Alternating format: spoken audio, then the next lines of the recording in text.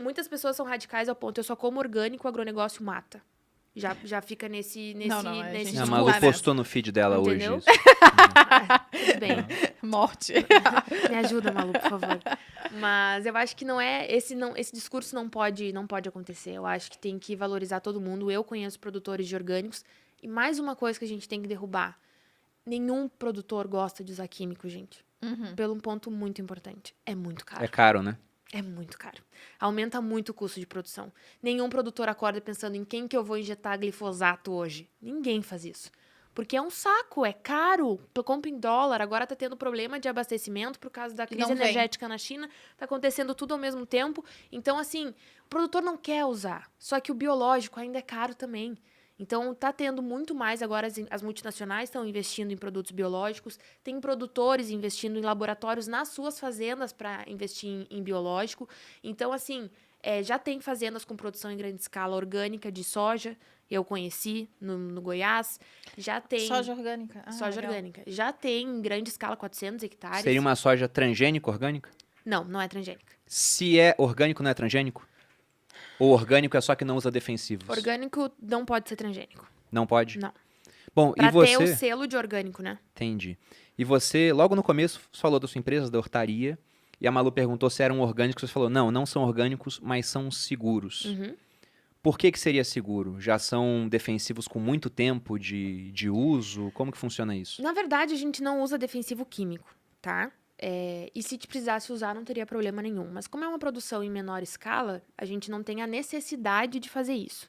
Como é em estufa, em área protegida, já nos minimaliza aí a necessidade. Mas a gente usa muito biológico e quando precisa usar algum químico, a gente respeita a carência 100%. Né, que tem a questão da carência, de 2 dias, tem uns que tem carência 0, que tu pode usar sem problema nenhum.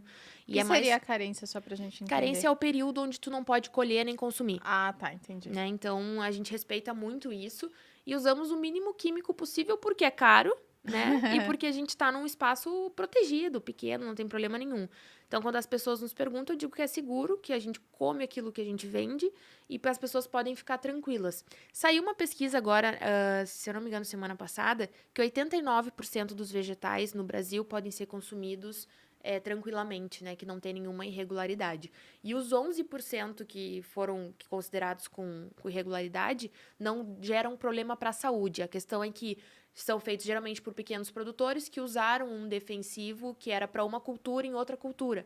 E a gente dá 3 passos atrás e lembra daquela época que teve a liberação de defensivos, que foi um estouro no Brasil, super polêmico. Eu ia perguntar sobre isso, porque Então, dizem que tem alguns defensivos que só no Brasil são liberados. Eu não tenho nenhum domínio sobre isso e eu nem procuro porque eu só como orgânicos. Então, vou te começar pelo básico. O clima da França é o mesmo que o clima do Brasil? Não. Não. Por que vai ter um defensivo lá que a gente usa aqui?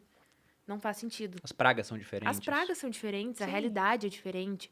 E assim, olha, eu vou falar pra vocês, eu viajei pra França e pra Alemanha e eu fui conversar com produtores pra entender a visão deles, pra não ficar no diz que me diz que escutando Macron. E aí, quando eu falei com os produtores, eles nos disseram que eles têm medo do produto brasileiro. Porque o produto brasileiro é muito competitivo. E baixa o preço do produto deles lá na França. Tanto que eles fizeram protestos gigantescos em Paris, quando teve a questão da parceria, né, do Brasil. Quando ia ter aquele acordo Mercosul-União Europeia. Exatamente. E aí teve aquele boom gigantesco porque eles realmente veem a qualidade do nosso produto. Então, assim, é por isso que tem essa questão. E quando fizeram aquela liberação de defensivos, muitos foram moléculas que já existiam, mas que estavam vindo de uma forma genérica, ou seja, para baixar o custo para as pessoas terem mais acesso a esses produtos também, entendeu? E também teve muitos biológicos liberados também, não foram defensivos novos. Só que o que acontece? Vamos lá, eu planto algodão e eu não tenho defensivo específico para tal praga do algodão, eu vou ter que usar a da soja, porque é o que eu tenho. Isso aí vai ser uma irregularidade, porque não está certo, não é para aquela cultura. Sim. Não vai fazer mal, mas não é para aquela cultura, então vai entrar naqueles 11%. Estou usando um exemplo de soja e algodão, mas pode usar para qualquer outro. Certo. E aí, no momento que tu libera mais moléculas e libera mais possibilidades, os produtores são mais assertivos e usam menos. Porque daí eles podem botar uma aplicação só que vai ser eficiente o bastante, tu vai precisar botar 3 de um produto que não é específico para aquela cultura. Então, tem isso também. Então, quanto mais assertivo tu for, e outra, defensivo químico... que fique claro. Tem o agrônomo, que tem que prescrever, né? Que nem medicamento. Certo. Vai prescrever o que tem que ser colocado, da maneira que tem que ser colocada, a quantidade que tem que ser colocada, e aí tu vai lá e faz certinho. Se tem produtor que não faz isso, tá errado.